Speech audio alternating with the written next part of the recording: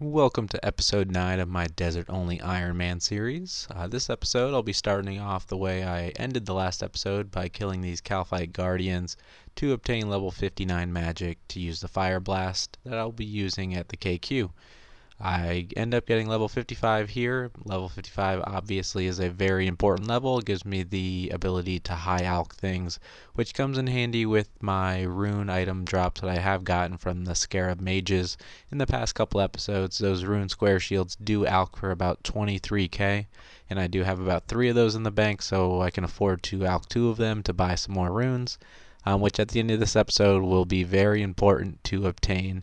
Along with those, I got this rune chain body that also alchs for a pretty penny as well.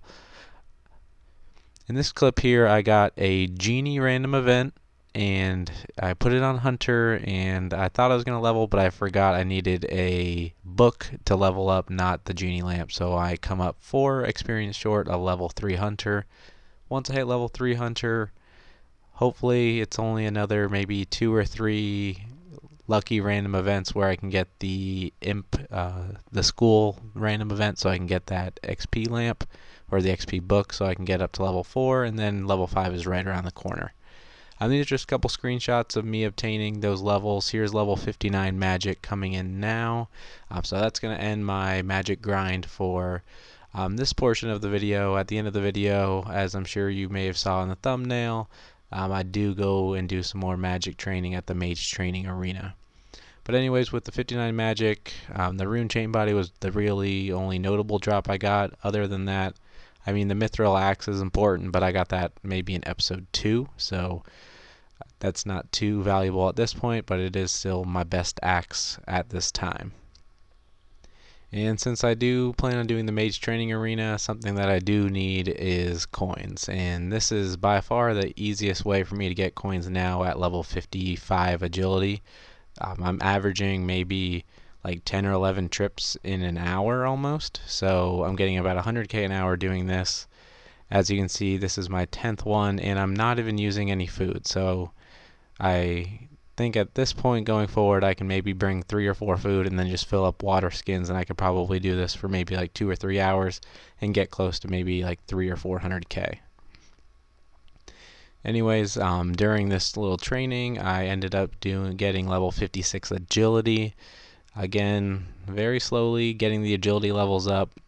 Level 70 is important too, so I can use the Polonevich quartz, but I don't think that's even going to happen for a long time. Level 70 agility is very far off, and even then, when I do get the marks of grace, I can't really trade those in unless I did make an exception, but I don't think I'll end up even reaching level 70 agility, let alone make an exception to go and get like graceful or anything like that. Before I head to the Mage training arena, I decided that I'll just try and work on some of my combat stats, as I do need to get these up just over time so I can have some decent stats when I reach the KQ. Strength is currently what I'm working on now. I use the Karis that I got from the Contact quest. They hit super hard against these Calphites. In this clip here, you just saw that I hit a 24. I've seen myself hit a 28 with that. So what it does is it can hit double damage on the Calphites and like the Scarab Mages. I think it's only a 1 in 50 chance that it has that ability to do it, but it really helps with the training. It's getting close to about 28k an hour. So here I just decided to do some crafting. I was checking the worlds, and there seemed to be a lot of worlds that had sapphires available, and then there was a few that had the emeralds as well. This is just the gem trader right outside the gate to Lumbridge.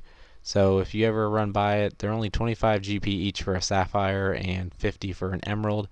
So if you are an Ironman, that is a good way to get some easy crafting experience. And I hit level 34, so that's pretty big as well, as it allows me to get my rubies cut. And then I can also do rings of forging as well. I think I may just end up doing the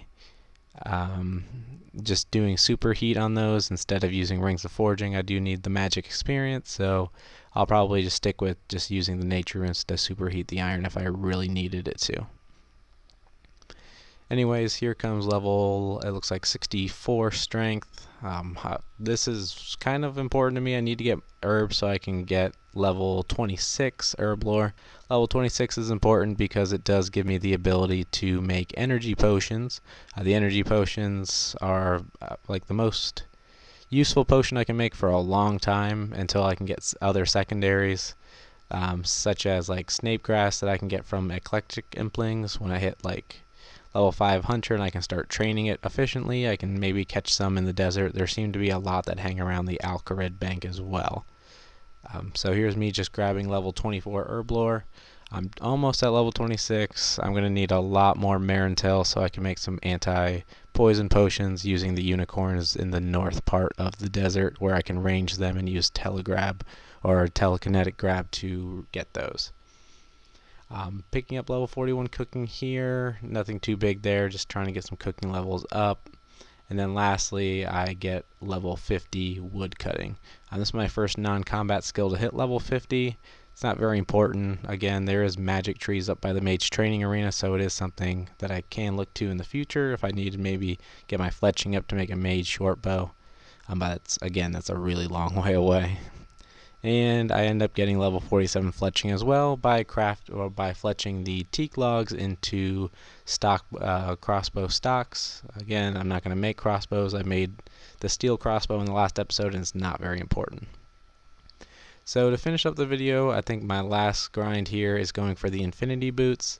They're going to be my best in slot mage boots, as well as there's not really any other boots I can really obtain in the desert that even give any bonuses.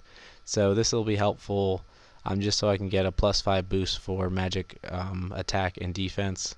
So that'll actually be useful at Calfight Queen, as well as when I do the Scarab Mages. A little more magic defense can always help. I'll never say no to that. And it's just kind of an item that's pretty important on the account. It's going to be my best in slot that I can use, I think, in the entirety of this account if I stay in the desert. There's really not anything else I can really obtain that would outmatch that. And I didn't want to go for the entire infinity robe set because, one, it takes so long. Just getting the boots took me hours to get, and it's like one of the longer grinds I've had to do on this account just from start to finish. And then two, I just don't have the money for the runes for that. So I just showed you getting all 4 of the point requirements, and now I'm going to go get the boots now.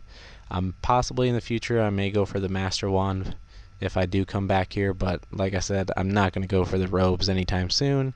I just don't have the amount of runes to get through that, as well as the time, or maybe even go for like the Mage's book, but I think I'll stick with just the boots for now. The +5 boost is always good, and the infinity boots don't even look that bad, so I don't mind getting those at all either. But anyways, I just wanted to finish up this video by thanking everybody for the support so far. I'm just shocked that I've even hit like 170 subscribers coming into this video. I'm picking up about 20 to 25 after each video, so that's more than I could even imagine this early in the series. So I'd like to thank you for that support, and if you haven't already, hit that like button and subscribe if you're liking the content.